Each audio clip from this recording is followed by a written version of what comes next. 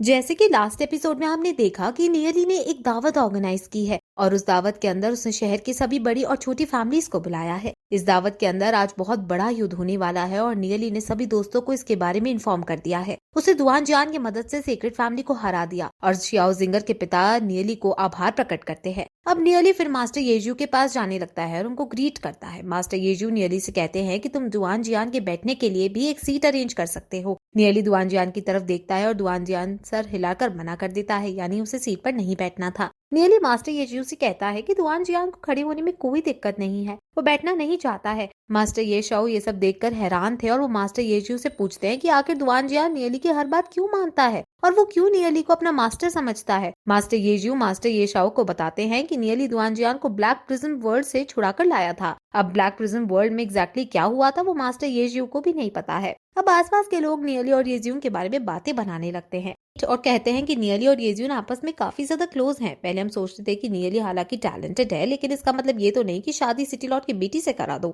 लेकिन अब हम ये सोचते हैं कि नियली की शादी येजून से हो जानी चाहिए, क्योंकि नियली ना सिर्फ टैलेंटेड है बल्कि शहर में सबसे ज्यादा काबिल भी है। अब बाकी फैमिली वाले लोग भी नियली के बारे में सोचते हैं और वो सब समझ जाते हैं कि दुआन जियान नियली का राइट हैंड है। दुआन जियान ब्लैक गोल्ड लेवल पर है और उसकी स्ट्रेंथ ये सॉन्ग के बराबर पहुंच गई है। नियली के पास इतना स्ट्रॉन्ग साथ है और ये सॉन्ग नियली को अब अपना दामाद शायद बना ही लेंगे। अब सभी फैमिलीज के एल्डर खड़े होकर नियली को ग्रीट करते हैं और उसे मास्टर कहकर पुकारते हैं। अब मास्टर येजू नियली से कहते हैं कि ये बैंक्वेट तुमने ऑर्गेनाइज कराई है, लेकिन आज ये दावत किस उपलक्ष्य में है। शहर की सभी फैमिलीज यहाँ आई है और महल के अंदर और बाहर कई सारे सैनिक मौजूद हैं। तुम किसी भी बात की कोई टेंशन ना लेना। तुम जो प्लान एग्जीक्यूट करना चाहते हो वो आराम से कर लेना। नियली कहता है कि अभी प्लान एग्जीक्यूट करने में समय है। अभी सारी फैमिलीज एक दूसरे को ग्रीट कर रही हैं। जितनी देर तक वो एक दूसरे को ग्रीट करेंगे उतना ज्यादा समय वो लेंगी, उतना ज्यादा हमारे लिए अच्छा होगा। हमें इस सॉन्ग को और ज्यादा समय देना चाहिए। मास्टर येजू कहते हैं कि सिटी लॉर्ड की पोजीशन पर अब खतरा मंडरा रहा है। अब मुझे नहीं पता कि आगे क्या होने वाला है। नियली उनसे चिंता न करने को कहता है और हुआन लैंड्राओ को फिर वो इशारा करता है। हुआन लैंड्राओ के फादर खड़े होकर एक ड्रिंक लेते हैं और शेनहोंग के पास जाते हैं। वो शेनहोंग से कहते हैं कि बहुत लंबा समय हो गया है, हम एक दूसरे से मिले नहीं हैं।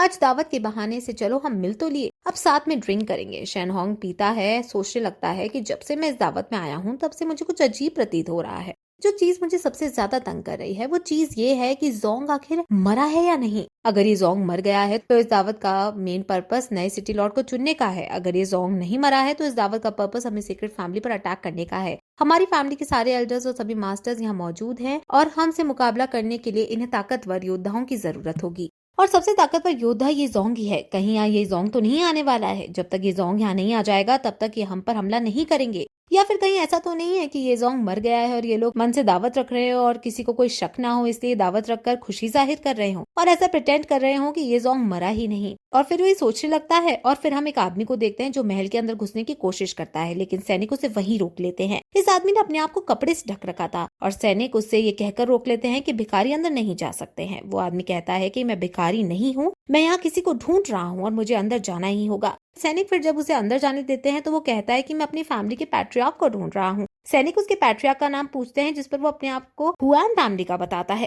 सैनिक अब उसे अंदर ले जाने लगते हैं, लेकिन चलते चलते वो आदमी नोटिस करता है कि ये रास्ता तो महल का है ही नहीं। फिर तभी सैनिक उसको पीछे से पकड़ लेते हैं और उसके पेट में खंजर मार देते हैं। वो आदमी फिर वहीं मर जाता है। सैनिक उसकी लाश को लात मारते हुए कहते हैं कि ये हुआन फैमिली से नहीं है, ये सीक्रेट फैमिली का एक जासूस है। इस पागल को ये लग रहा था कि हमें अपने आप को हुआन फैमिली का बताएगा और हम इस पर यकीन कर लेंगे। दूसरा सैनिक अब इस आदमी की चेकिंग करता है। हालांकि इस आदमी के पास उन्हें कुछ भी नहीं मिलता, लेकिन सैनिकों को इतना तो पता चल ही जाता है कि ये यहाँ शेनहोंग का कोई मैसेज डिलीवर करने के लिए आया था। सिटी लॉर्ड ने पहले ही सैनिकों को समझा दिया था कि मेंशन के बाहर कोई नहीं जा सकता है। शहर के सभी लोग मेंशन के अंदर थे। अगर ये आदमी हुआन फैमिली का होता तो ये मेंशन के अंदर ही होता। सैनिकों को सख्त आदेश दे दिए गए थे कि अगर सीक्रेट फैमिली का कोई भी आदमी अंदर या बाहर आने की कोशिश करे तो उसको ऑन द स्पॉट किल कर दिया जाए। अब सैनिक उसकी लाश को ले जाने लगते हैं और फिर ये एपिसोड यहीं खत्म हो जाता है।